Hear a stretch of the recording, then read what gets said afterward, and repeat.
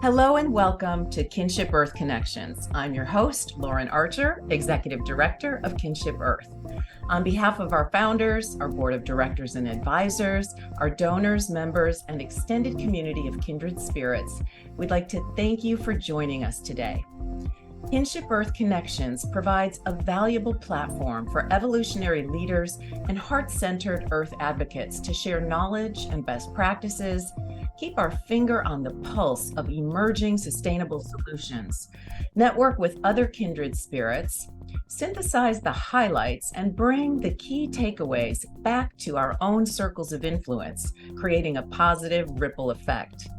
At each Kinship Earth Connections event, we introduce members of the KINS community to share progress on their initiatives, help facilitate introductions and strategic alliances, and foster our growing community as one global network, working together on our shared goals. Today, we're delighted to welcome Lawrence Ford, founder and CEO of Conscious Capital. Lawrence has dedicated much of his life to being a bridge between the modern world of business and the ancient world of wisdom. The Washington Post calls him the Shaman of Wall Street. The Economist Magazine refers to him as a man of two worlds. NPR named him the finance guru, and the Retirement Income Journal calls him a spiritual advisor. Lawrence is passionate about preserving and promoting ancient wisdom for modern times through his writings and teachings, most notably with his thought-provoking book, The Secrets of the Seasons, a powerful transformational tool designed to help its readers live their unique reason for being here. Lawrence is deeply committed to the vision of leveraging the power of money to help make the world a better place. And to that end is championing the Future Capital Initiative in collaboration with the United Nations Office for Partnerships, with the vision to realize a fully operational and conscious economy. Just over 1 year ago, Lawrence presented Susan Davis Mora, one of Kinship Earth's co-founders and the founder of KINS Innovation Networks, with a Lifetime Achievement Award on behalf of Conscious Capital. We captured that special moment on video, and you can find it in our video library. Today, we are delighted to circle back with Lawrence and his team, Heather Desjardins and Chris Fury, to give us a high-level overview of their important initiatives. So welcome, Lawrence, Heather, and Chris. Thank you, Lauren. It is a pleasure and an honor to be here with all of you today.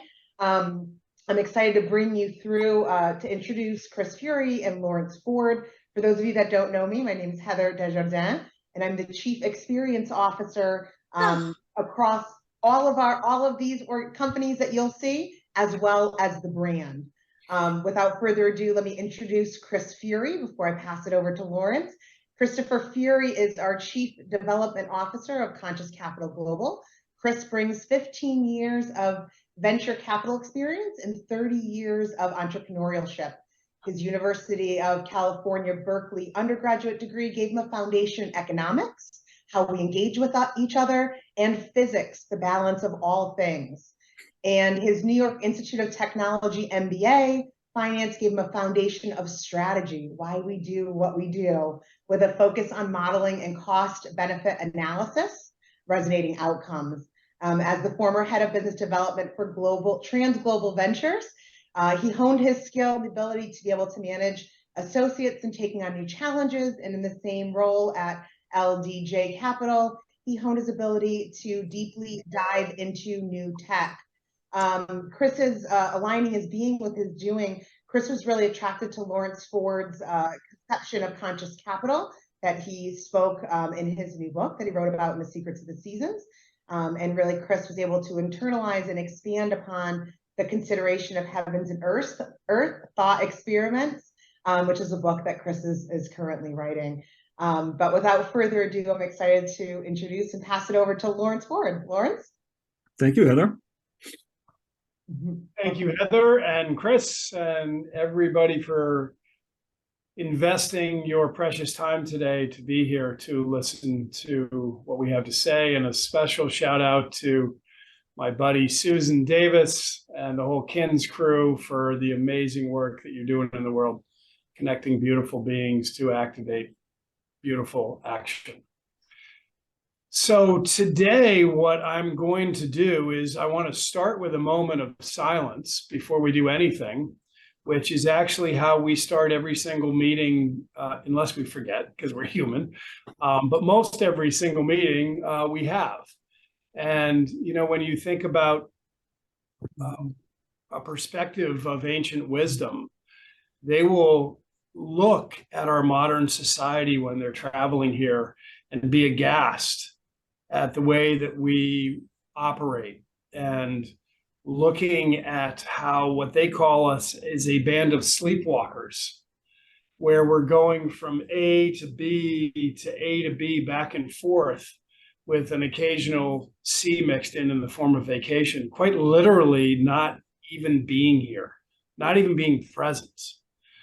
And, you know, you can either take that as some kind of ethereal concept, but if you look at it specifically in your own life, think of the moments during your everyday action that you're either thinking about something in the future or something in the past.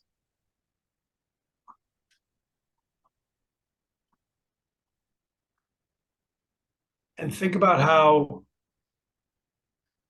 awkward slowing down and silence can be to all of us.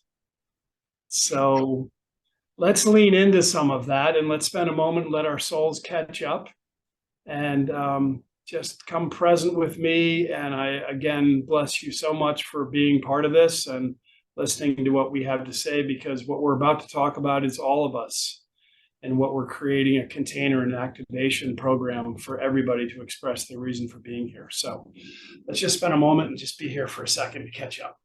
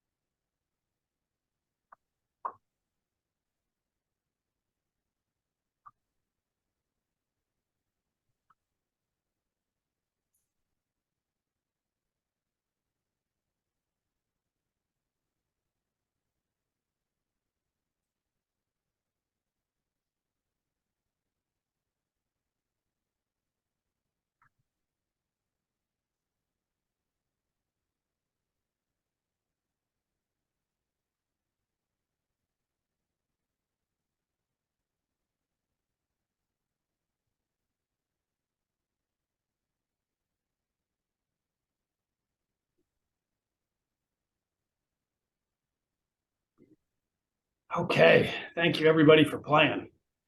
I am going to jump in now, and loosely, this is what this next little period of undefined time is going to look like. The first thing I want to do is I want to explain a little bit more about what I do and who I am as a foundation. And when I talk about what I do and who I am, I'm expanding that to this incredible group of people that work with me and collaborate with me through my different organizations. We come with a common purpose. Then I want to jump into what we're doing specifically in our expansion of something we are calling conscious impact.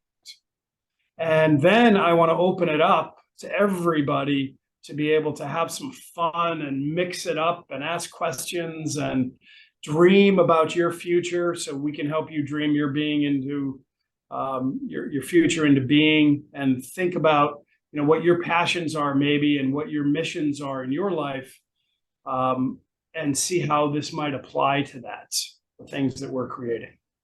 So let us begin. Maybe we'll jump in with some slides, and I'm about to get virtual. Actually, before we go, I want to tell you I'm coming from sunny Tampa today, and you might hear some of the wildlife in the background and some of the trees blowing. It's a beautiful day out here, and so we'll bring nature right into this talk.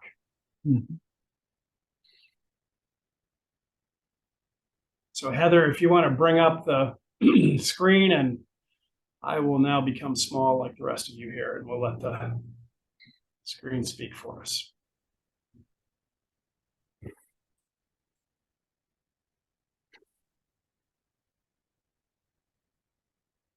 Okay, excellent. So just as a review, and I'm going to speak from first person here to make it very personal about why I'm here and what I do. So I really kind of live in three boxes. The first one is my box of personal transformation and human consciousness. The second is in my work and leadership with Future Capital. And the third is in my work in the capital markets. I do my best each day to weave those together so they are not separate. As you saw, maybe caught on the cover of the Washington Post magazine, they called me a man of two worlds. I'd rather have them all be one, but sometimes in our human consciousness and our existence today, there is some application of having things a little bit separate, even though we bring ourselves fully into those. And I think the people on the call understand where I'm going with that. So the first is in the personal transformation work. I wrote a book called The Secrets of the Seasons, which was a 13-year project for me to make sure that I was as impeccable, as the shamans like to say, as possible with my words and my approach on that. And it's written for all of us who want to live at a higher level of consciousness and bring our dreams into the world, because the foundation of everything that I do is the basis of that you're here for a reason. Each of us is here for a reason. And the more we get to live that purpose, the more we have inner peace. And the more of us who do that, the more we have world peace. And that's really very, very simple approach to my philosophy and everything I do and bring across our different organizations. So I write, I speak, I've worked with, at this point, hundreds and hundreds of people through transformation. I don't put out a shingle and advertise my work, and often I don't even charge for that work. I have worked with people from ranges of, let's see, teenagers immediately discharged from ICU for suicide attempt, all the way from executives who will fly in to see me because they know there's just got to be something more to life. And I've been incredibly blessed by these beautiful souls that have taught me so many lessons in their courage and transformation, and as well as some of my incredible masters and teachers from around the globe, including, who comes to mind right now, the great Amma Bumbu, who transitioned into the next world a few months ago, and other great teachers. So that's my work in personal transformation. The second work that I do is in the leadership with Conscious Capital. Conscious Capital was started about 5 or 6 years ago, something like that. And the United Nations came and asked me if I would like to lead a movement in the nexus of consciousness and capital. Of course, they had me right there. How could I say no? It's my life. Not that I know anything about running movements or even convening, but it was the most amazing thing where people came from all over the globe to be part of this movement and continue to. We work in the nexus of consciousness and capital quite simply because they are our most powerful tools. And if we believe, like I know all of us do on this call, that we are not necessarily headed in the right direction as a species, why not leverage the most powerful tools we can find out there to change the trajectory of our species in the quickest amount of time possible? Kind of a fun aside, my nickname in college was LARF. Of course, my name is Lawrence Ford. I was named that because I like to get things done quickly and efficiently. So moving forward with Future Capital, we have working groups. Please come join us, take a look at us. We have things, everything from the existential threats of artificial intelligence and AI in general. And we call that the Attention Economy Working Group. Future, A Force for Good from Ketan Patel was launched. So think of us as a quiet little incubator helping people behind the curtains grow and really move their excellence into the world. The next thing I do is with Conscious Capital, and that's where we're going to get to the main presentation today, and then break out and discuss, how we can all collaborate and help, and any comments you have with this. Conscious Capital Wealth Management is a company that I started many years ago, quite frankly, because I looked around, and when I saw that people controlled, it looked like money controlled people, and I thought it should be the other way around. Generally, that we have a relatively unhealthy relationship, most of us, with money.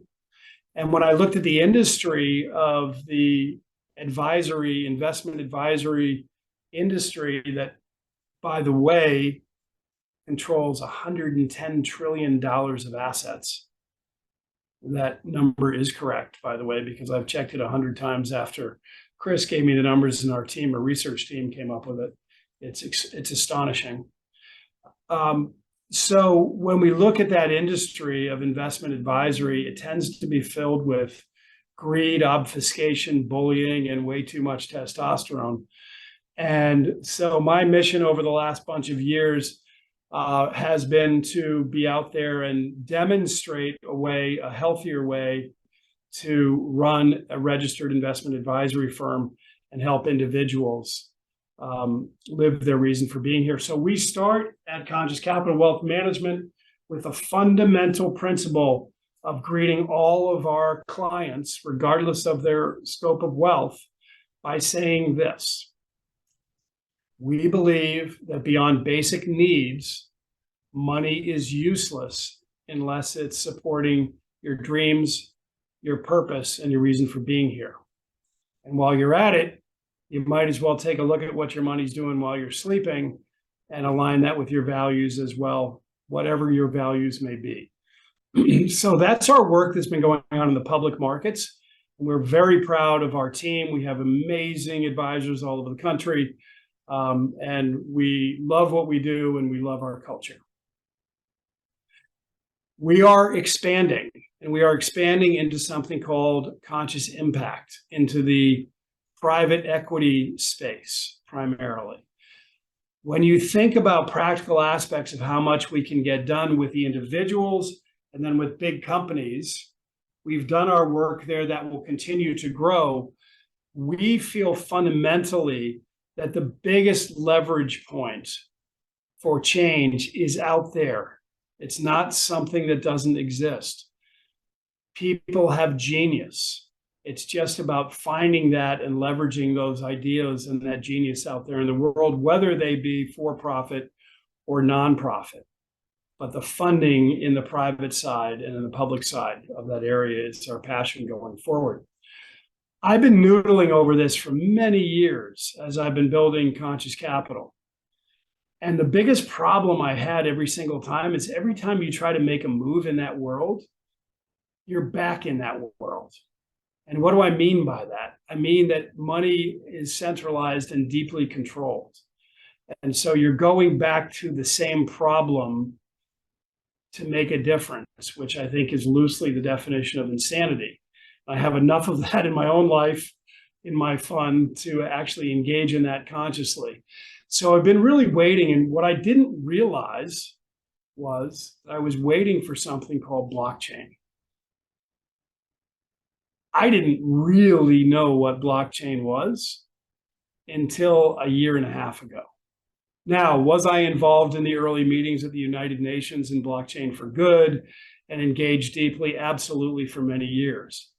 But to really understand what it was and what the true power of blockchain has and holds for us, I didn't understand. I can tell you I do now. And when the questions really get deep, I really know, because I bring in my team like Chris and other folks to dig deep with everybody. But we're incredibly excited about leveraging this new technology. And Heather, maybe if you come back to the screens for a moment, let me take you through a little overview of what we're doing. And then let's break and have some questions. When you're asking all the difficult questions, you can ask them to Chris, by the way. And I'll take the easy ones at the end. So if you go back one up, Heather, the big picture here is really important to settle into.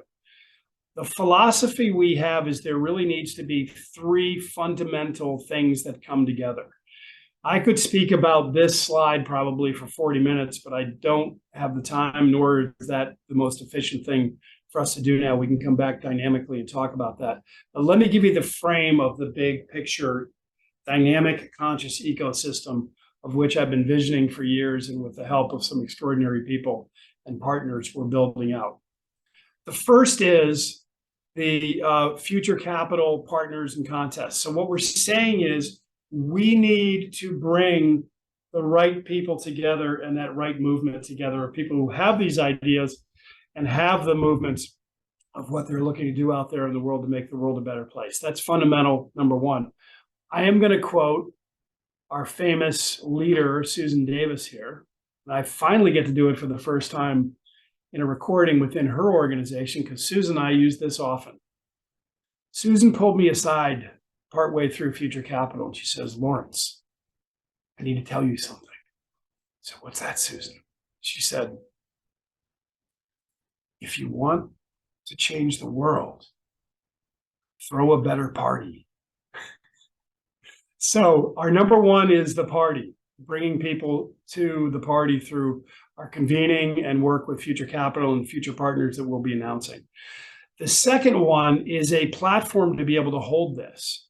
Open Networks is one example of that the KINS is using now, and there are others out there. But the most important thing is having a dynamic collaboration platform that can hold the mass of all these beautiful people coming together to want to make change in the world. And the third one, which has been often the missing piece, is the capital matching marketplace. I'm not going to go into a lot of depth, but we're building out some very exciting stuff there. And also Conscious Impact will be one of many solutions in the first nonprofit exchange marketplace that's ever been developed. So Heather, if you'd move on to the next, and I'm going to talk about the Conscious Impact side and the lead in on the blockchain. But before I do that, if you go to the next slide, Heather, if you're like me, and I think the people on this call are for many ways about asking deep questions and not just taking things at face value. So one of the questions I always have is, which could get very cynical, is when we look at history. I recently took a trip to Greece. And one of the things I came back, people said, "Well, how was the trip?" And I said, "Well, it was good, but I came back a little bit depressed and very inspired." And what happened to me when I went over there and visited is I realized at just a deeper level in my sinews how it appears that humankind continues to repeat itself, regardless of what kind of tools we have out there, what kind of leadership we have. It always seems to go back to the same kind of destructive place. And I'm going to impart with everybody my thought on this. It doesn't mean you have to agree. Hopefully it might be some fodder for discussions or thinking about for yourself. But when we talk about systems-based thinking, which you'll see thrown around a whole bunch these days, especially in the world of consulting, I think the true systems-based operation is, of course, our self and our own consciousness. So if we go down deep in there and we take a look and say, well, what is it about us that keeps us from evolving and in this case, devolving and repeating the same mistakes? And what it really is, from my point of view, is I see this little bug in our system that used to work well for us, but now no longer serves us. And the more that we become conscious of bugs in our system, the more we can compensate for those and evolve beyond those. And my belief is very simple, and that is that as our power expands, our compassion decreases. As power expands, compassion decreases. And we've proved that out from neurological science, from brain science. And so I think we could chat about this a little bit afterwards, but just hold that in your heart for a moment as a potential truth. And if we realize that, then we realize that all of us have the potential to corrupt or not be who we think we are when we get so much power. whether it be cutting somebody off on the street because we have a faster, more fancy car, or whether it is like the Stanford prison experiment of where the college students played guards and prisoners, and they had to actually shut that experiment down because there was harm happening to the prisoners with otherwise very good kids. So I think we know this exists. Let's hold this in our heart, because no matter what tools we bring to bear, if we don't bring our consciousness along with us, we're just going to have a lot of happy talk and create the same problems.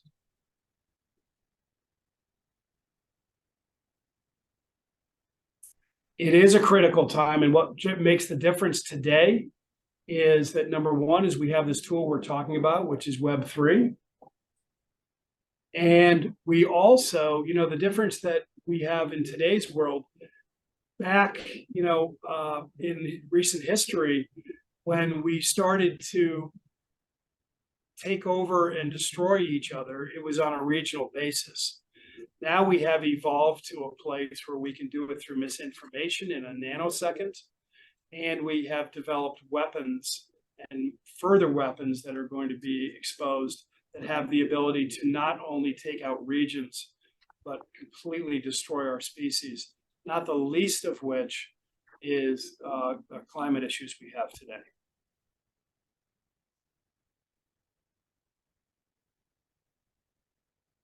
As I said, our focus is in the consciousness, capital, and technology, with a little help, as you'll see, coming up with media.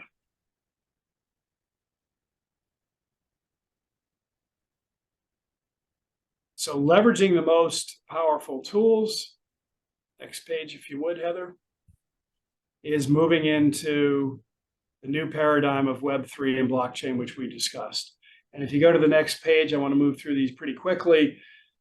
The thing that blew my mind, I heard a statistic the other day.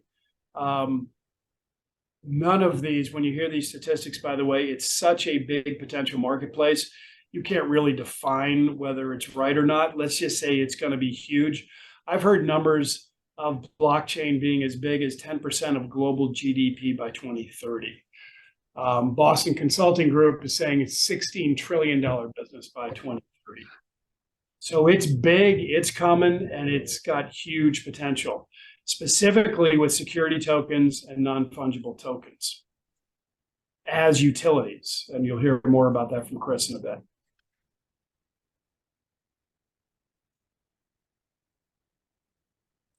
So when we talk about the possibilities for corruption, we've certainly recently seen the whole cryptocurrency debacle of mismanagement, misunderstanding, people thinking somehow that they can go out and do whatever they want because they have a new tool. We are seeing the internet all over again. And we're seeing the whole .com phase happen right in front of our eyes. The only difference is the adoption of Web3 is a lot faster and going to be a lot bigger than what that was before.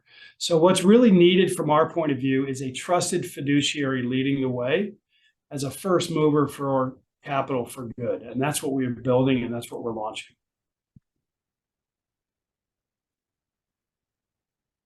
Here's a bit where we've come from. In the past, we've built future capital, conscious capital, and now we're evolving into conscious impact.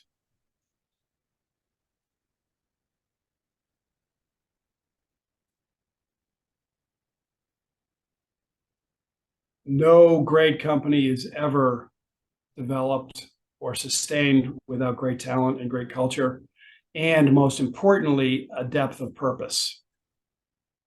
And we got a great team that's starting.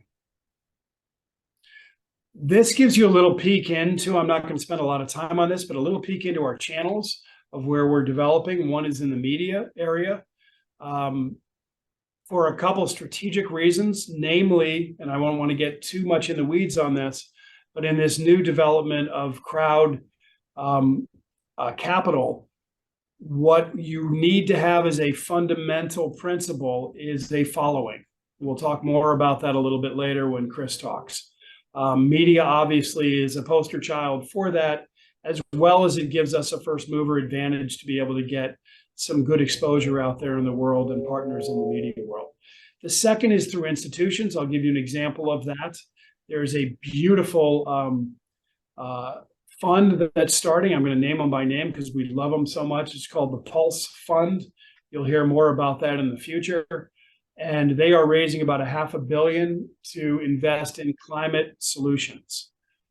Our job will be to help organizations like that tokenize their offerings to be able to be much more efficient, much more dynamic, and much more democratic as part of the capital raise.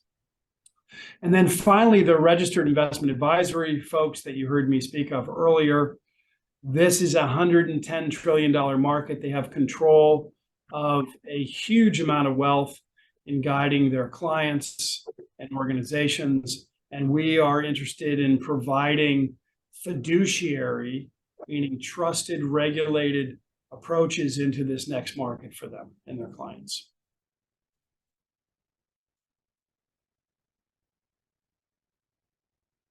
Chris, I'm going to hand it over to you now for a moment to talk about this slide, if you would. Yeah, well, thanks again, Lawrence. So basically, there are 4 required elements. Two we already begin with, which is the marketplace, which is a private placement broker dealership with an ATS, or also called an exchange, alternative trading system. And the second is, of course, a financial network, which is what Conscious Capital is in itself. Our goal immediately is to begin with influencers in the media space and the institutions who are our clients that currently demand or are looking for Web3 placements for their capital. And then what we're also building, and this is a little bit of our secret sauce, is we're building a smart wallet. This is different than the wallets that are currently in existence because our smart wallet will be in itself a marketplace. And I can just describe that very simply. So once you receive your digital asset, whether it's a security token or an NFT utility, and utility, I'm going to underline that and come back to that in a moment. You then put that into a wallet, which we then give away for free because it has to go somewhere. But the beauty of our wallet is that we also have buttons so people can see other opportunities within our network. Moreover, we're embedding smart contracts. So if somebody sees something within our network that they'd like to participate on, they can instantly go into the diligence phase to then become a participant in that other opportunity as well. And so you can imagine as the wallet grows and our opportunities grow, people will be able to choose specifically from whatever specific interest they have, and so they'll be accessing our marketplace directly through our wallet. Now, I wanted to just quickly come back to the idea of an NFT utility for just a moment because I mentioned it, and Lawrence had mentioned it earlier in a previous slide. The fundamental problem with the cowboys that began in blockchain was that they were creating assets that had no underlying value. You know, whether this is a cryptocurrency that couldn't go anywhere, was just trading on its fleeting popularity, or an NFT is a collectible, meaning a piece of digital art. Now, a piece of digital art is a wonderful thing to have, but if it's just a basketball dunk, you know, it doesn't have a lot of future value. And an NFT utility, on the other hand, is something that you can program in so that NFT is giving you information from the seller. The greatest simple understanding of a perfect NFT utility would be a pass that not only gets you into an event, but then gives you all the information about the event, all the speakers. It puts you in a chat with all of the people who are involved in the event, and it gives you it allows you to network with people after the event. That would be a utility, which is a perfect use for an NFT. Thank you, Chris. Let's shoot to the next slide. No great companies happen without great people and great partners. And I will just say that we have some extraordinary announcements that we're going to be formally announcing on January 19th out of our Boulder location. So we've got, that's when we're going to officially be launching Conscious Impact, the expansion of the Conscious Capital companies. And so stay tuned for some fun announcements on our partners to get us going. I think, Heather, if you go forward, maybe I'll have Chris just kind of wrap this a little bit with the last slide, Heather, that you were just on. So, Chris, if you could just wrap this up a little bit from your point of view about, why us, although this sounds obviously very narcissistic, but truly, it's really when there is such great opportunity like this out in the world, and you've been given, and particularly for me and our team have been blessed with such great experience in the world of capital and in the world of consciousness. Many of you on this call understand that dynamic and how special that is. And so we have an obligation to be able to come forward and use these powerful tools in responsible ways to move billions of dollars of capital for good. That is why we're here. That's what we're doing. And Chris, you could add what you would like to on the Conscious Impact advantage that we have in general. And then I'd love to break out, if that works for everybody, to have some conversations. Maybe I see Sharon Joy on the call as well. And Sharon Joy, maybe we could even have a theoretical conversation about one of the projects you're working on. And I'll remind you of that when we get together. Sure. Thank you, Lawrence. So I came to Lawrence because I wanted to do compliant security tokens, and I wanted Lawrence to work with a group that I was trying to put together as our OSJ, Office of Supervisory Jurisdiction. And as I began speaking with Lawrence, we suddenly realized not only are we birds of a feather in terms of our convictions and what we wanted to do with our businesses, but more importantly, Lawrence already had welling internal demand, because so many of the conscious wealth clients are looking for placements in Web3. And I was trying to say, okay, well, whatever you do, avoid cryptocurrency, because there's no underlying value there, unless it does itself serve as a utility. And I could talk about the utility of Ethereum and a couple others that actually do hold up, but most of them don't. And I then began this wonderful discussion about security tokens as the future, as well as NFT as utilities. And that got us into this wonderful discussion, which led us to where we are today. So our first goal, of course, was to put together a strong token mint and exchange, which we have now done, which we will be announcing on the 19th.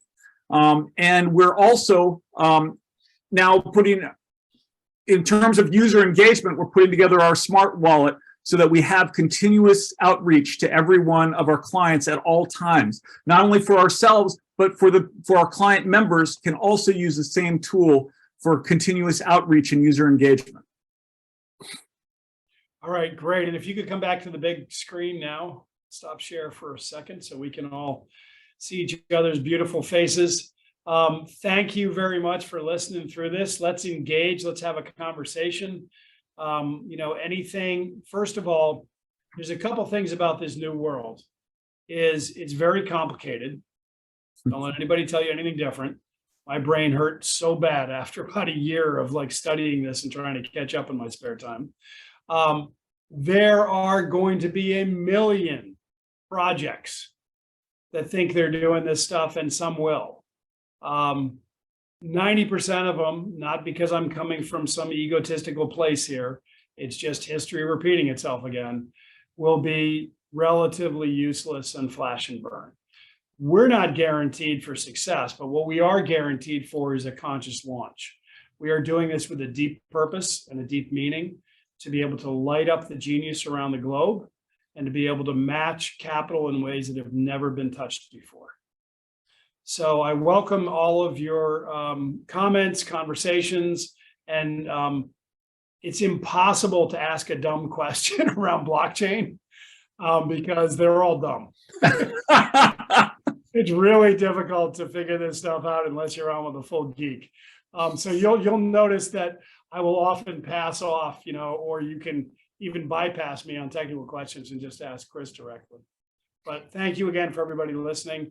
And I'm really excited The point I want everybody to get here is this is a movement. These are tools.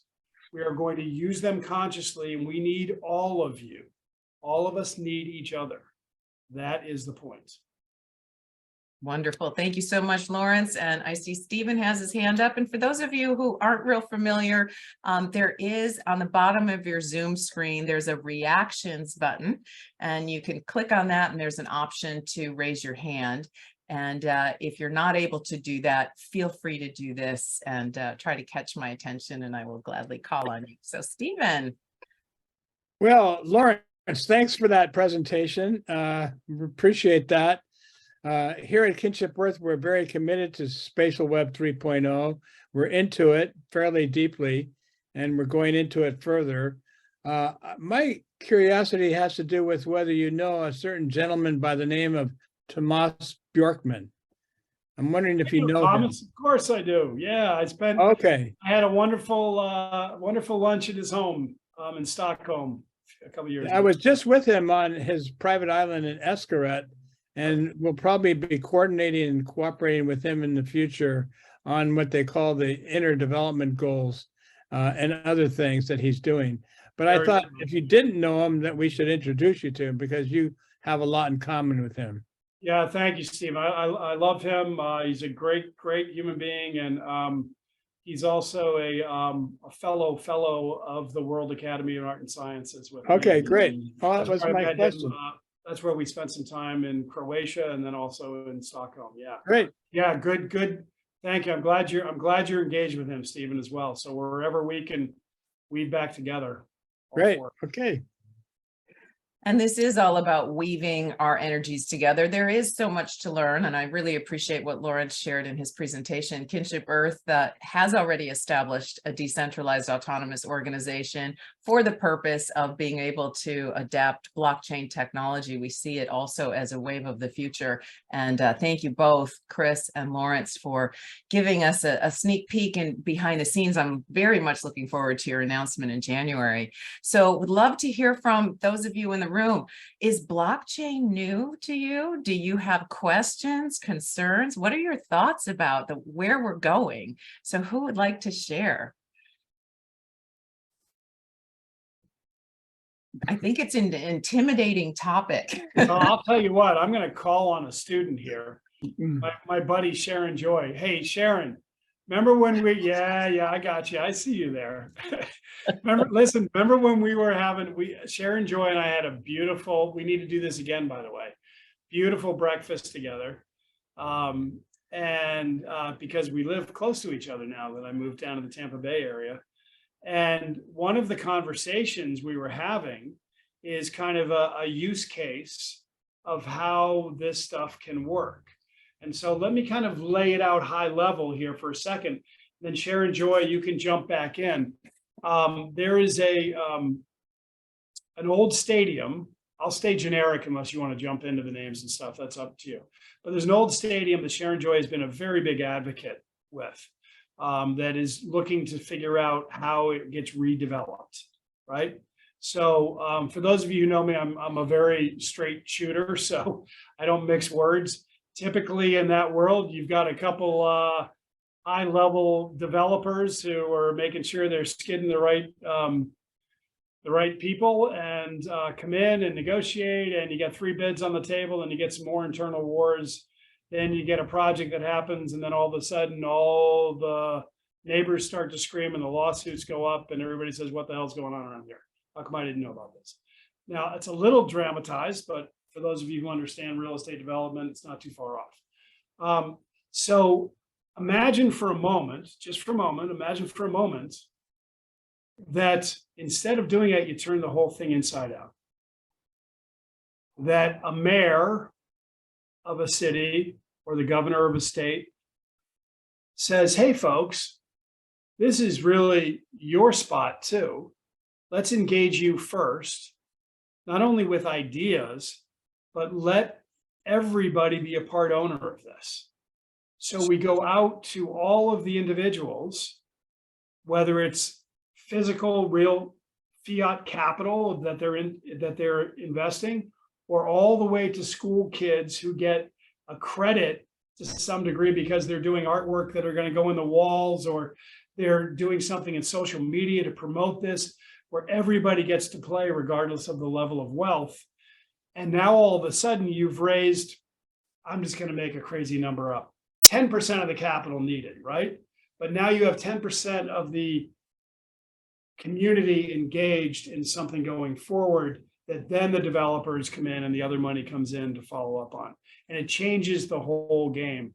And as Chris was talking about, when you have non-fungible NFTs that have utilities, then those all get played out where people get to engage all the way through.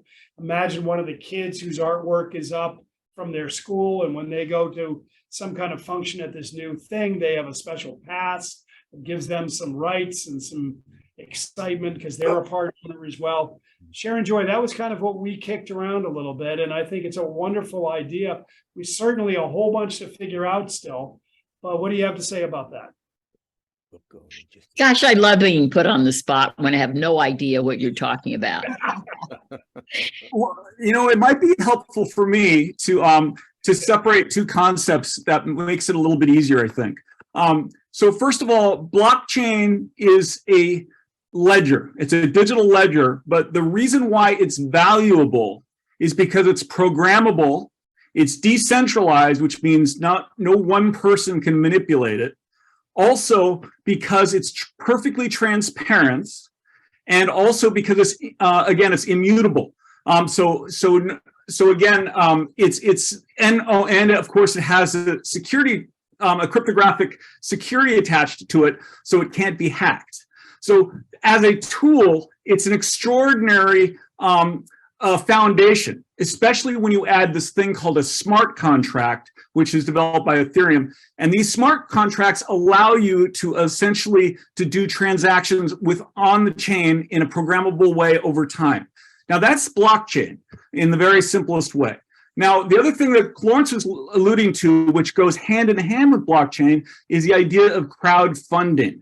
Because now you can have crowdfunding that actually has an underlying value to it, and also has the utility of the blockchain, so it's fully democratized. Everyone can participate, and no one has an advantage. Fantastic explanation. And Chris, I think, just one little piece about to add for people who aren't, let's see if I can be politically correct. It's so difficult for me to do this. Who aren't familiar with the level of unequal power in the private equity world. I think I did pretty well. How's that? Sure. May I speak to that? So the traditional iBank model is where an investment bank comes in, they buy out the outstanding shares of a company. They first sell them to their inner circle. So everyone on the inside gets the best possible deal. Once that's sold to them, then they go out to the market so all the inner circle people can get an instant pop and exit. And that's what blockchain and crowdfunding turn on its head, because now we're in a situation where nobody has that inner circle first advantage. Thank you, Chris. I just wanted to make that clear for everybody who may not be familiar with this. I have to say, I've got one really important thing to say. Larry, I like your background. Thank you. Thank you. And your name, of course. But where are you in the world? How about my partner in crime here? You didn't comment on. Well, that's a given. That's beautiful. He's listening and he has some questions. I'm in Seattle. I live on my boat, and I was delayed by another meeting. Hello, and I'm happy to be able to drop in where I in the conversation. So thank you for the opportunity to be part of this. Lawrence, I'm not sure. Fascinated with the boat background. So thanks, Larry. Yeah, that's what it is. It's for real. Beautiful. Lawrence, I'm not sure if you can see, but we do have two people with their hands up wanting to ask questions. So, yes. Great. Okay. Are we ready? Already. Great. All right. Let's start with Carmen. She is in Cuenca, Ecuador. So I just want to also mention what a fabulous international gathering we have here today. We've got people in Seattle, Washington, and then all the way Opposite in Florida, so both ends of the United States, we've got Ecuador, we've got Canada, and we've got Africa. Aletta is here from Africa, so she's next. So go ahead, Carmen. I'm going to spotlight you for a moment.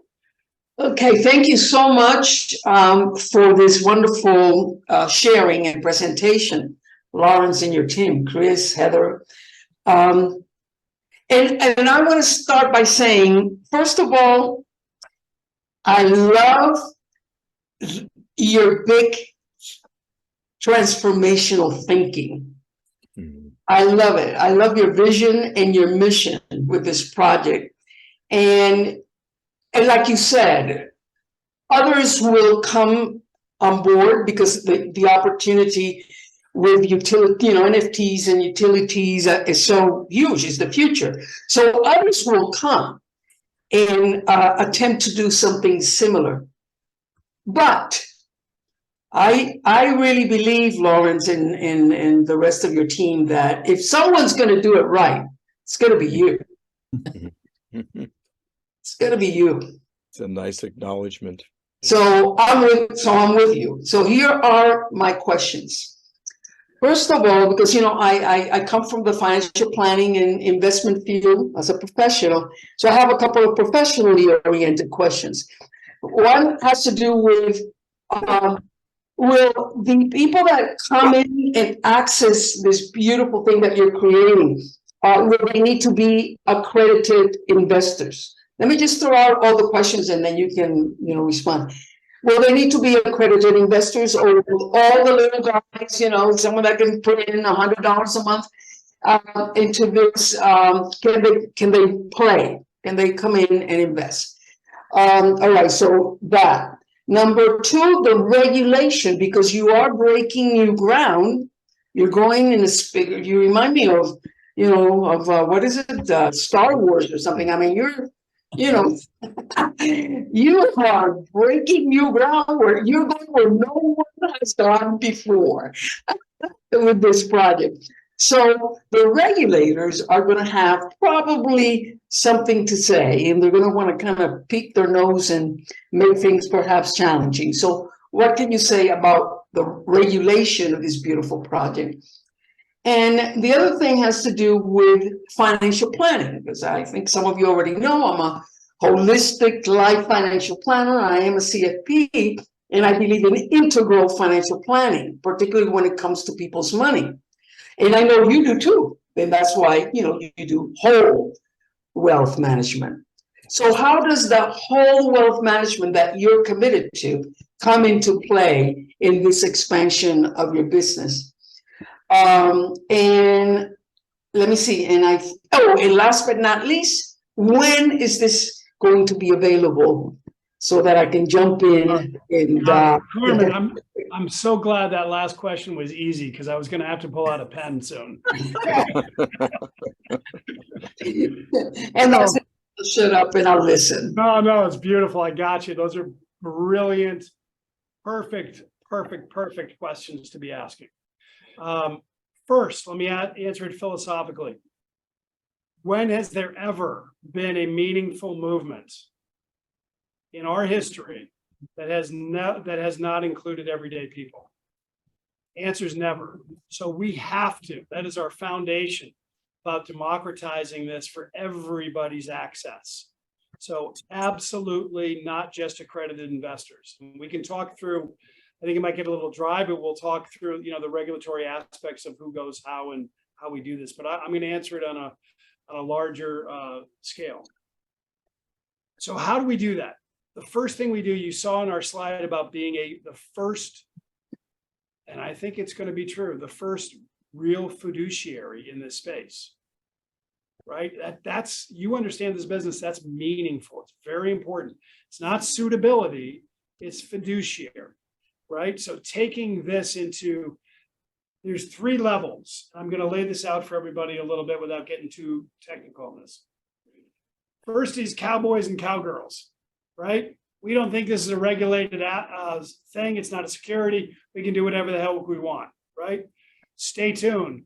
SEC is loading up fines like you would not believe. Okay, the sheriff is in town and they've got more people they've hired. It's coming to a saloon near you. So that's number one, the unregulated folks, the people who don't think they can do it because don't think they can do it. Second one is if you're looking in a broker-dealer environment, it's from a suitability perspective.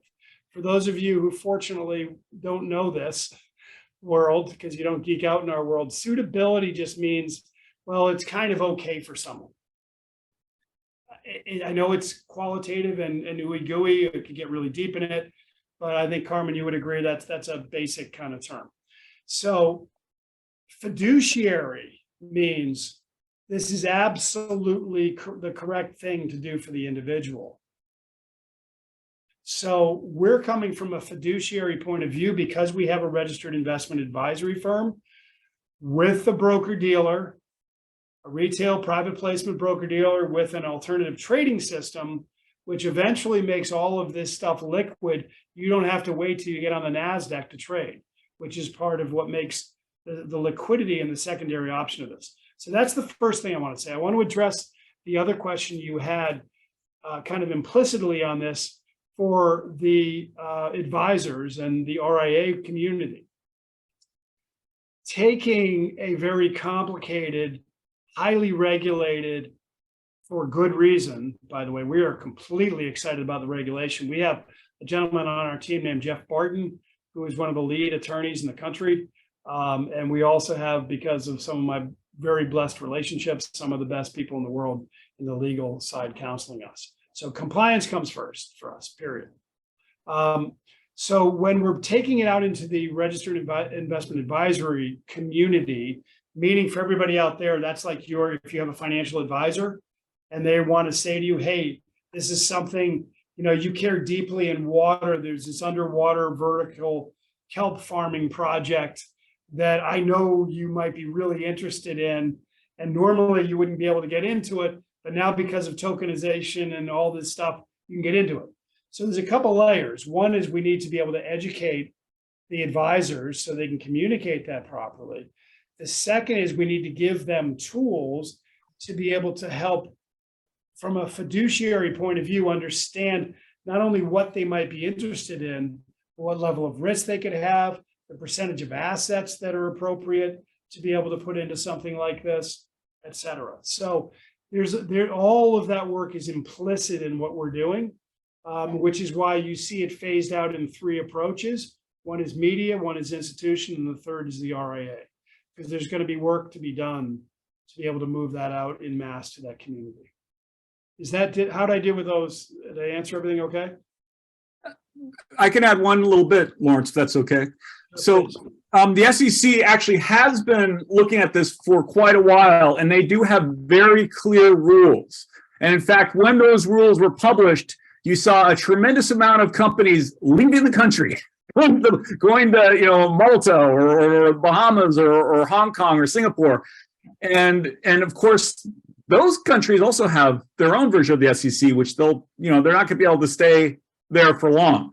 You have to be regulated in this space, and the SEC has very clear rules, specifically Reg A for the non-accredited investor, Reg D for the accredited investor, and Reg S for non-U.S. citizens. And when we onboard people, the first thing we do is we find out who they are and put them in the correct series of inquiry, so we can then ultimately begin our fiduciary duty. Thank you, Chris. And just to be very clear on that for everybody, because we are very transparent, the reason that's third for the RIA community is because there's a level of development that's going to take us time and capital to get done. But Carmen, back to you. Okay.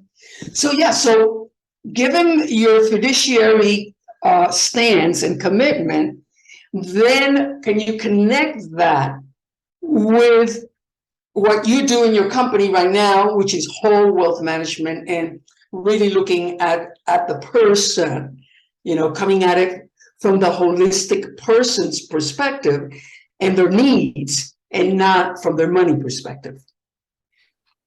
Yeah. Heather, do you want to address that, or do you want me to just run with that? I'm sorry, Lawrence. Yeah, please just run with it if you I wouldn't know, mind. aren't I terrible? I think this comes from like a little dark corner of teachers calling on me when I was little or something. I apologize, Sharon and Heather and anybody else I did that to, and Larry on the boat. Yeah, so it's an implicit part of when we, so I'll speak specifically with Conscious Capital Wealth Management, right? So we care about two things. One is, what are your dreams? What are your goals? Why are you here? Mhm, mhm. And the second is, what do you got today, and how can we maximize that in a responsible way to get you to your dreams and your goals while you're here? I'm really simplifying something that is a process that we call Connect, Dream, Empower. And we have 60-something data points of quality control that all of our advisors use. We use technology systems. We call it the Living Plan. We leverage e-money from Fidelity, which you might be familiar with. So we leverage third-party tools to understand the left brain side of that, and then construct models for clients from public markets to risk levels to values. And then if they have enough capital, pieces of that to be able to be more aggressive and more intentional into their values of investing. Okay, so then, and I'm going to end with this because so other people can jump in. So then what I'm hearing is that it's not that you're creating a new company, it's that you're expanding your current company to move it to, up to Web 3.0, which is where we all need to move anyway. But the philosophy and the principles and the values of your current company are going to follow suit, and they will be present in this new company. Really well put, and I'm sure that Chris is loving the music to that, because he always tells people when we speak about that, that's exactly what we're doing. And there is a technical aspect of that is a little bit different. Conscious Capital Wealth Management will remain the registered investment advisory firm. These are all regulatory stuff or structure. Conscious Impact will be the broker-dealer aspect of this whole other side of the business. So it's within the whole family, but it is an evolution of Conscious Capital. But Conscious Impact will be a new company, and we'll also be going to market to raise for that company. Very exciting. And I think all of us are here because of our shared goals, our shared passion for making an impact. And we know that you have to match capital with the project. So big kudos, Lawrence. Thank you so much for what you're doing. I'd like to invite Aletta, who is all the way in Africa. They are on a biodynamic farm and doing all kinds of amazing work down there. So Aletta, welcome, and please take the floor. Yes, hello. Thank you very much. I'm currently on a break in Seattle, actually. So I've got some time to do some studying, and I've spent some time trying to get into the Seeds platform, which sounds a little bit to me like something that we're busy talking about right now. And I would want to know how it fits in, or how it would fit into the ecosystem that you're busy describing. Remember, I'm a farmer, so most of this is completely Greek to me, but I'm always very linked to the people on the land and how difficult I've always experienced it and continue to experience to actually get the voice of the people that are doing the real work on the land, to get that voice heard by investors that might be interested in supporting that work. So my one question is about seeds, where they fit in. The other one is, we've got a piece of land in South Africa that my family actually donated into a land trust. So it's currently held in perpetuity. And I, as a student of spiritual sciences, very, very interested in how to affect this transition of having land as a commodity in the marketplace, taking it out of that commodity status. And when you were talking about tokenizing assets, I was just wondering, is this what is meant by that? Because I'm not entirely sure.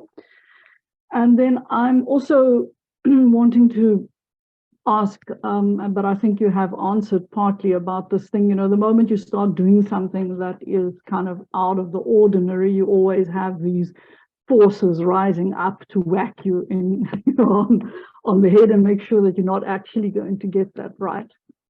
So one of the things that I often ask myself in South Africa, or I think in Africa generally, is a lot of this technology that we're talking about now really predicates on the availability of it. You know, so now in our case in South Africa, for instance, it's not that easy to just say that everybody has access to the internet and everybody's got unlimited fast data. You know, so how are you going to address this sort of almost like an automatic discrimination? Because, you know, we're not in America where we can spend hours on the internet. We're out in the sticks and we don't have that network. So I'm just interested to know whether that's been taken into account and how one could address that. Thank you. So Chris, if I may, I'll hand it off to you. So I'll do my usual flyover and you can dig deep. So very good questions. And, you know, as I said at the beginning of this, the core culture and ethos of this is to make sure that everybody is involved. And I know that the last mile of people who are closest to the earth are the ones who are usually left behind. And so I applaud you for your work and your dedication to that. My short answer is that we will have partners that will help, that are out there in the world already doing incredible stuff around that area, specifically within land and last mile folks who are actually doing the work at the end of the supply chain and giving them a voice. You know, one of my friends has a company called Bank U. I don't know if you've ever heard of that, but it was a great story. He came up with, he was out in somewhere in Africa doing some work, and he was trying to help a local family farmer try to get a little loan because they were doing a really good job with their business. And he went into, took the person into the bank, and that person at the end of the supply chain was not even realized in the whole process of retail. So the bank said, of course not, we're not going to finance this person. And they said to my friend, they said, well, we won't bank them, but we'll bank you. And that's how he came up with the name. And so he's doing incredible work. So we can leverage partners like that out there in the world, and people like you who are dedicated to that. We also have companies that are looking at doing bridge loans for farmers to be able to move to organic, because the first 2 to 5 years are very difficult financially to make that run. So there's a lot of partners that we can bring into the ecosystem, but I'm going to hand it over to Chris to drill down a little bit more on this. And I'm just going to jump in and say Stephen Gomes has his hand up and he's going to be able to speak to the seeds integration. So Chris, go ahead. Sure. I want to speak to two specific concepts. One is the technology divide. Believe it or not, and this is very true in Africa, by the way, is that virtually everyone has, not everyone has one, but smartphones are very prolific. You don't need a very large computer. We're not talking about a lot of bandwidth in order to access your wallet. It's a very low bandwidth technology that you can run on your mobile phone. With that said, pardon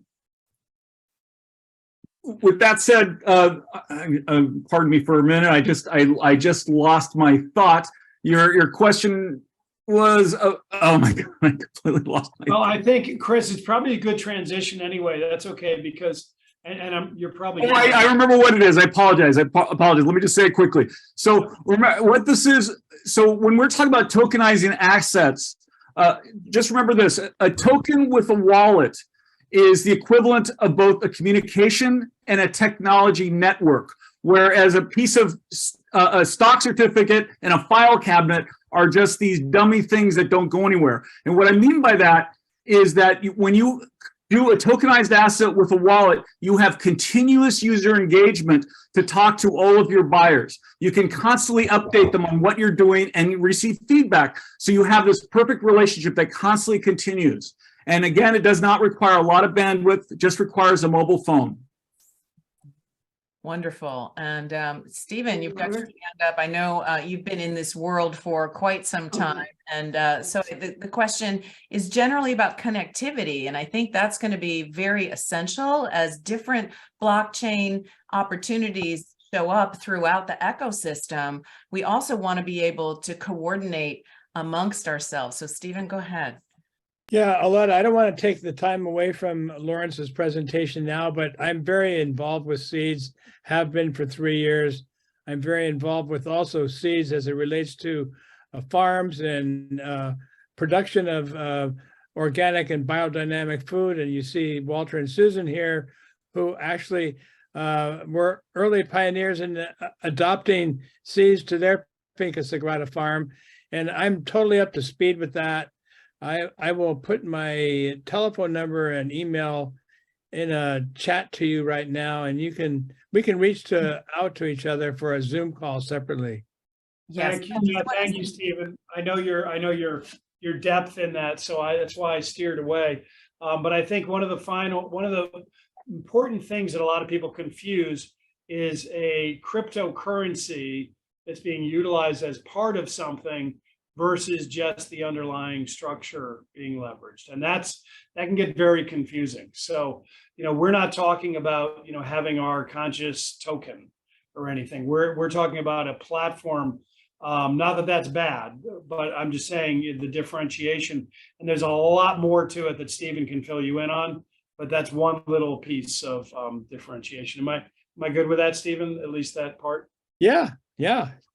Yeah, and Stephen put a link in the chat with a 6-minute video that we co-produced for Haifa, which just gives a little overview for the beginner about what blockchain technology can enable, and this notion of that it's a platform, that it's transparent, that people can engage, and that it keeps everything permanently on a ledger. It's really astounding when you think about the possibility. So Aletta, I also want to say, while you are here in Seattle, let's connect. I'm in Seattle. Stephen is in the Olympic rainforest. So let's connect because I know we've met once before online. So it's good to see you here.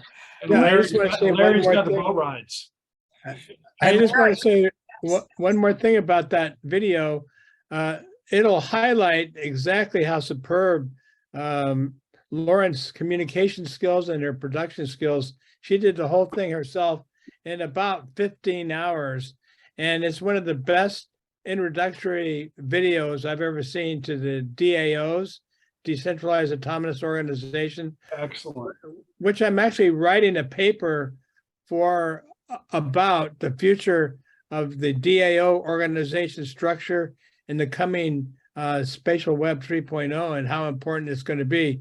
There were 4,000 DAOs formed up to the end of 2021. In 2022, there's going to be 10,000 new DAOs formed. It's rapidly escalating. So it's an important new technology that's a people-centered way of organizing yourself in the world, independent of central governments, independent of corporations, independent of all those things that control our lives. So it's a really great tool. Yes, and it's important to differentiate or distinguish, the difference between the cryptocurrency and the blockchain technology. So don't get scared by what we've heard about crypto, because that was, I think, an example of people speculating and then seeing it all fall apart. But the value is in what the tool and the technology can empower in the future. And I'm so delighted that Conscious Capital is taking this on in a major way for impact. So Sharon Joy, I see you've got your hand up. Please feel free to chime in. Thank you. Well, since Lawrence brought my name into the circle, I'm going to speak for probably 60 seconds because I love how the links go. And Aletta, thank you so much for bringing in those voices, those people, those spirits. Talk about your purpose. How in the world will we know if we don't hear them and we can be supportive? So Lawrence talked about 85 acres here in St. Petersburg that sort of is a model. But before that, I literally at my back here on my right shoulder, I wanted to bring in our friend Hazel Henderson. I'm feeling really lost about some of these technologies. I know Hazel's at my back. So anyway, one of those friends and a friend of Hazel's is Edgar Kahn. I wanted to be sure you know about this book, and it is about those folks who we don't listen to enough. And in St. Petersburg, we're using his premise of time banking, where those young people can gain credits. And thank you for bringing in that piece, Lawrence, because if the young people are not invested in our future, well, wait a minute, what are we missing here? So this is the others, bringing in Edgar Kahn and time banking. And then here's another one that you may have already heard of, Climate of Hope, from the partnership of Bloomberg and Pope, the Sierra Club, and then the mayor of New York. And as you might see, it says how cities, businesses, and citizens can save the planet. So I think those are kind of ribbons to tie around this incredibly rich presentation today with simple acts that people can take wherever they are. And that's what we're doing here in St. Petersburg. So thank you for putting me on the spot, Lawrence. I hope I behaved. So far. And Susan and Walter, welcome to the conversation. I see you have your hand up. How perfect to, as Sharon Joy mentioned, wrap it up and tie it with a bow. Please speak into the circle and join us. Okay, I just wanted to apologize for us getting here late. We were stuck in Loja doing some legal stuff, but I did want to mention here in Vilcabamba, we're actually creating 2 DAOs here, one for Finca Sagrada and another one for Vilcabamba. We're creating a circular economy using Time Bank and the local seeds token, and we're also have a tie-in to some little silver coins that we created that are worth right now about $5 each. Yes, and I can see how, well, I have to admit at my age, 72, this technology is a little overwhelming, but we have some new people coming in who it's easy for them. So it's exciting, and it's really going to help Vilcabamba to become a sovereign watershed, and it'll by the time we've worked out all the governance and all that stuff, it'll take a few months. I think it's going to be really, really helpful. So just wanted to throw that in. Sorry I missed everything else. Well, I just want to, that he's created that's a magical miracle. So let's make sure that he updates you all on how well that's going. It's going to be a gathering of people from around the planet. In 6 months, it's going to be a thriving metropolis for people who are conscious and who have heard about Finca Sagrada and who want to copy it. So we're very excited about that. We're working very hard on it. And there's a group of people that have been attracted to it that's very exciting. So God bless every one of you. And thank you for letting us be in your company. thank you. I've got to jump in, Lauren, quick, because I am so excited. Walter, hello. And I love you and I miss you, Susan. And I use your quotes out there all the time. I did it today. And I just want to thank you for everything you've done in the world and continue to do. Here's her award. Yes. Oh, there it is. Lovely. It was almost a little over a year ago this month. So yes. Yeah. Wonderful. I see that we are getting close to the end. I do have a couple of announcements to make. Susan just hinted at it, that in June, for the summer solstice, we are planning a very special event at Finca Sagrada. So we will be releasing information about that soon. I'm going to share my screen briefly. And let's see, let me just get my clicker. There we go. There's Lawrence's book, Secret of the Seasons. Heather put the link to that in the chat. We've got some upcoming events we want to make sure y'all know about and can join us for. Specifically, we are having a very special winter solstice community ceremony on the 21st. It will be a Wednesday. We're starting at 12 p.m. Pacific. That'll be 3 p.m. Eastern. And this is going to be more interactive. So most of our Kinship Earth Connections events are featuring one speaker or a small group.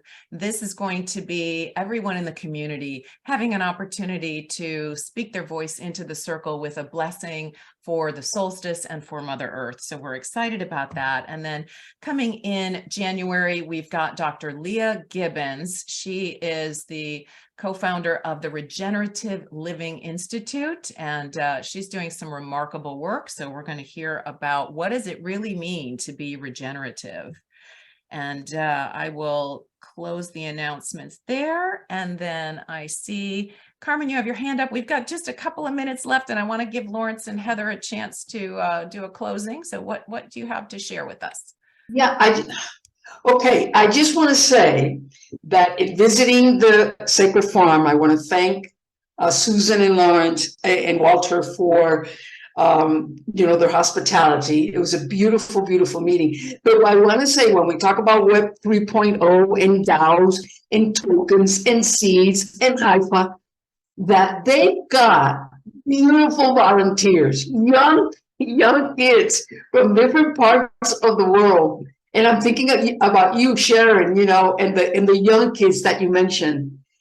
We've had our time. I'm still here. I'm 74. I'm still here. I've got a long ways to go, along with Walter and many of you. But the young generation is ready to take on the world, and they are ready to contribute and to volunteer. Just wanted to share that. Indeed, indeed. All right. Well, so as we bring it to a close, Lawrence, Heather, and Chris, would you like to share closing comments with the group? Yeah, thank you so much for having, I'll jump in and go first. Thank you so much for having us. Hi, Susan. It's such a pleasure to see you and Walter. Well, I love both of you. It's great to be here with you all today. Thank you so much. Our greatest asset is our reason for being here in the world. And that is really at the heart and the soul of what we're trying to do.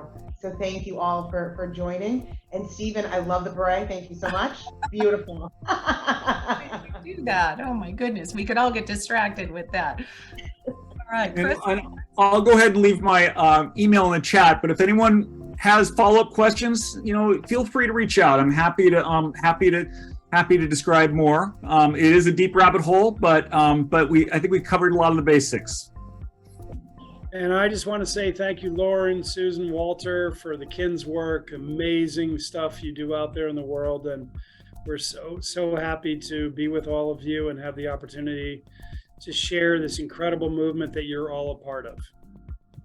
Well, we look forward to continuing to weave our networks together, because together we can make a difference. None of us can do this alone. And as the Dalai Lama, I think, hinted at or said, that the next Dalai Lama is not going to be an individual. It's going to be the collective. And part of the collective is us coming together, learning who's who in our network, weaving those connections together. So please share this information with your communities, and please stay connected with us. So I just want to say that you can click on the three little dots on the right side at the bottom of the chat, and you can save the chat for those of you that want to have that information for later use. Good one. Excellent. All right. So thank you all. You can unmute yourselves, say bye-bye. We hope to see you on the winter solstice to celebrate our community and our connection with each other and with Mother Earth. Thank you, Lauren, for everything. Thank you. Thank you. Thank you so much. Thank you. Bye. Bye-bye. Thank you, everybody. Thank you for joining us for today's Kinship Earth Connections event. We encourage you to like this video and subscribe to our YouTube channel. To learn more and get involved, please visit us at kinshipearth.org.